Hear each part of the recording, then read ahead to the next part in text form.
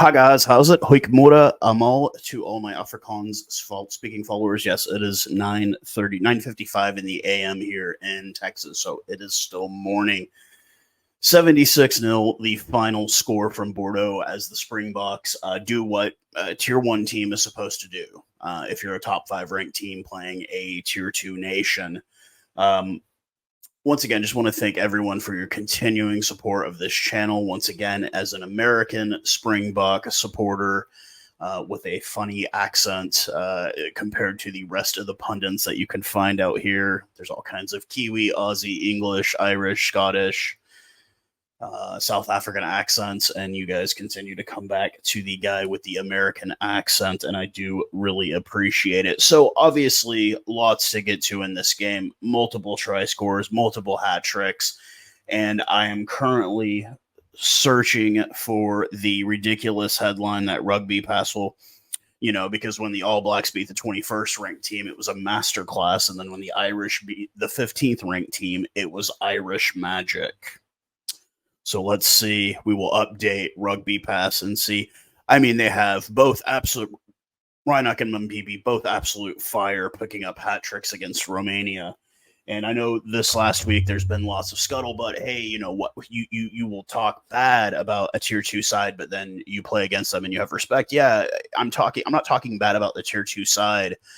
I'm talking bad about Tier 1 sides that put up lopsided scores and then pretend that, it was some tough task. Romania was never in this game. The closest they got was a penalty kick back at the 9th, 10th, 12th minute. 13th minute. And that was as close as it ever got.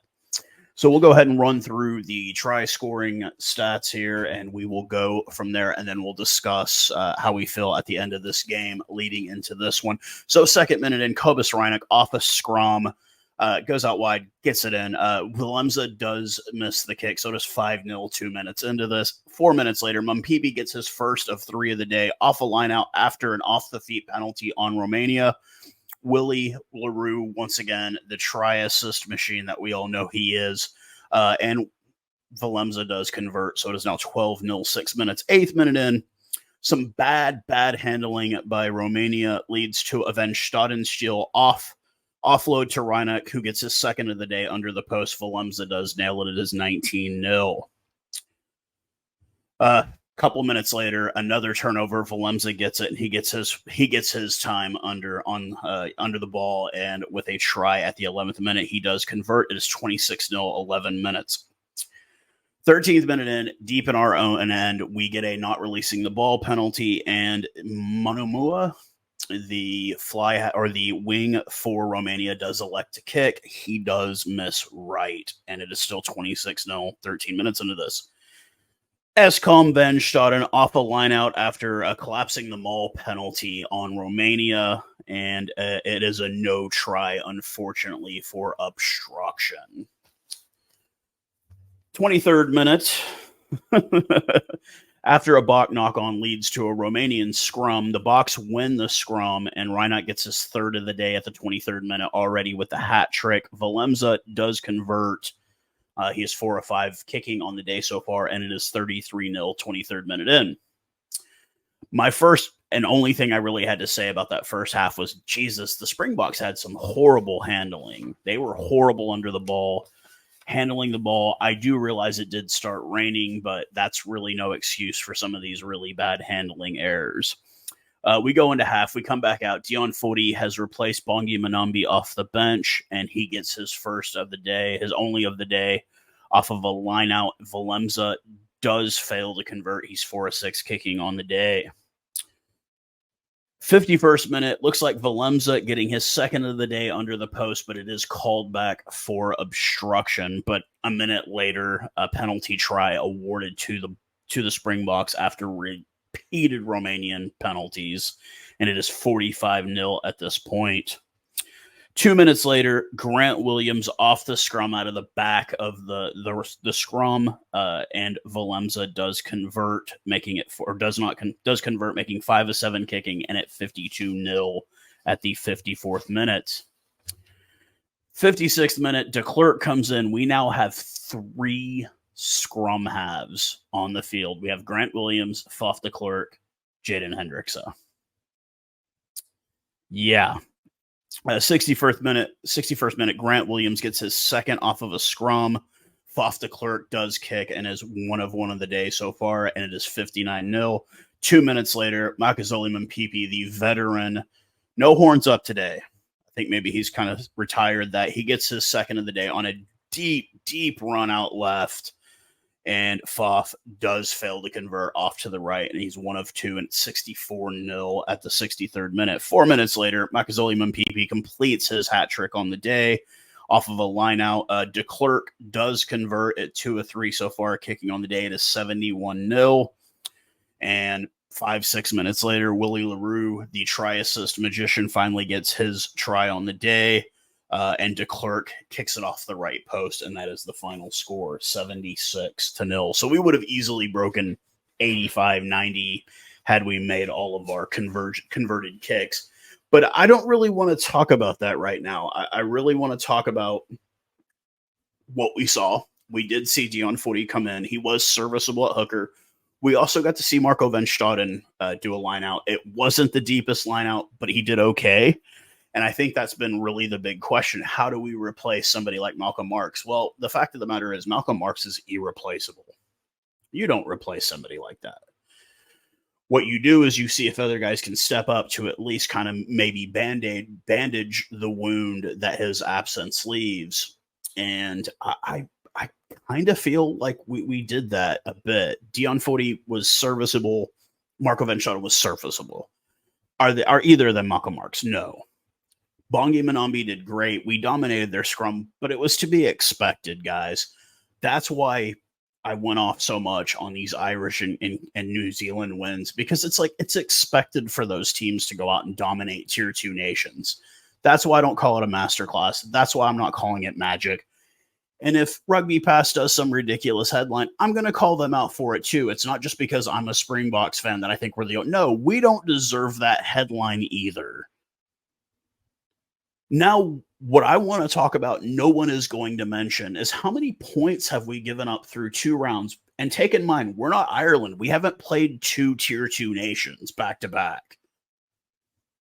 We've given up 3 points in 160 minutes of rugby. 3. And 80 of those minutes were against a top 5 team. Let's have that conversation. Because you can't say that about Ireland, and you can't say that about the All Blacks. And you can't say that about France. We've given up 3 points playing a top 5 team through 2 games. But nobody wants to talk about that. They want to talk about Irish magic and a masterclass. So if Rugby Pass does post something ridiculous like that, if you're on Facebook, look for me. I am going to make a comment about it. This is what you are expected to do as a top 5 rugby union team in the entire world to a tier 2 nation. This is expected of you. How many points has Ireland given up through 2 games? But let's talk about Bundy Aki playing tier 2 teams. Now, I know I don't want to sound like a salty Springboks fan. And I mean, I am salty a bit because you're sitting here writing these headlines about top 5 teams doing this against tier 2 nations. This is expected. What's unexpected is when you see an Uruguay rock up and you enjoy the hell out of it. You enjoy the hell out of watching a tier 2 team rock up to a tier 1 team. If Romania had rocked up to us and brought the heat and made us worry early, I would have been 100% cool with it. But they never did. They were never in the game. It was always us. We had way more meters. I want to say at halftime, we had like 4 times the amount of meters that they had. But this is expected when you're the number 2 ranked team playing a tier 2 team. And that's what upsets me, I guess, more than anything, is that like, oh, you know, why don't you mention how many points Ireland's given up to 2 tier 2 teams? Or the All Blacks, or you know what I mean? Like, it's just, Yeah, it's just me kind of wanting to feel like, hey, put a little bit more respect on the Springbok name because it's obvious that we're a good team. Now, in 6 days, we don't get 7 days, 6 days off. In the sixth day, we face Ireland next Saturday, which also happens to be, ladies and gentlemen, my birthday. I will be celebrating my birthday on that day, and I would really love to celebrate with a win over Ireland. Could it happen? I don't think this game was any indication. I will say this, the Grant Williams at wing thing was not, he wasn't really that great at wing. But that's because you're comparing him to the likes of Cheslin Colby or Kurtley Arenza. Esterhuizen had a great game. Moody was there a bit. Neither of them obviously really being on the offensive score sheet. Quagga Smith, great game. Dwayne Vermeulen, great game. Marco Van Schoten, great game. John Klein. Everybody had a great game, but it's what you expect when you're playing a team like Romania and you're the Springboks. They never had a chance. And I believe that Ireland gave up points against them. We gave up nothing. So we talk about the offensive kind of X factor, but man, our defense is relentless. Multiple phases, you're getting nothing. Now, do I think we do that next weekend? Of course we don't. We're playing the number one team in the world who is coming in with a hot hand. Mac Hansen, low. Sexton just became the leading Irish scorer in history. You know, they're coming up on their high horse too, and we're going to be on ours, and it's going to be a battle of the best. This is the battle of the two best teams in the entire world right now, with Ireland and the Springboks next Saturday on my birthday. I am absolutely jazzed and excited for this one. This is going to be the one that makes it. This is going to be the one that really, really everybody tunes in to watch. And I definitely will be too as well. But I'm not taking anything major away from this. 76-0. It was expected. They were a tier 2 team. We're a tier 1 team. This is what you're supposed to do. I do tip my hat to Romania. You qualified, you beat teams to make it into the World Cup. That's more than could be said about the USA Eagles, who beat Toulon yesterday, sort of. It was Toulon missing 11 starters because they're all playing in the World Cup. So the USA Eagles beat basically the Toulon Academy side 24-21 yesterday. You know what I mean? Like, Romania actually made it in. US Eagles didn't even make it in. So I do tip my hat to them. That means they did play and win and deserve to be in the World Cup. But it's not expect. This wasn't a masterclass. This wasn't magic. This wasn't, a great game from the Springboks. No, this is what was to be expected when you're a tier 1 team playing a tier 2 team. And I think we did it better because we didn't even allow them to score any points. Not a single point. And you can't say that about the All Blacks, and you can't say that about the Irish. So with that being said, 2 weeks, 3 points allowed. The most suffocating defense in this tournament so far has been the Springboks.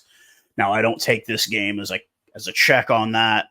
I take game 1 as a check on that when we held Scotland, a top 5 team, to 3 points. Yeah. So with that being said, I hope everyone enjoys the rest of the day. We've got 2 more games coming up. We've got Japan and England, who I've picked Japan to beat England. Hopefully be great, just because I hate those Palms. But with that being said, everybody enjoy the rest of your weekend. I know we all got to go back to work tomorrow, unfortunately, but I'm just counting down, man. The real game is next weekend. This was just a warm-up match. Cheers, guys.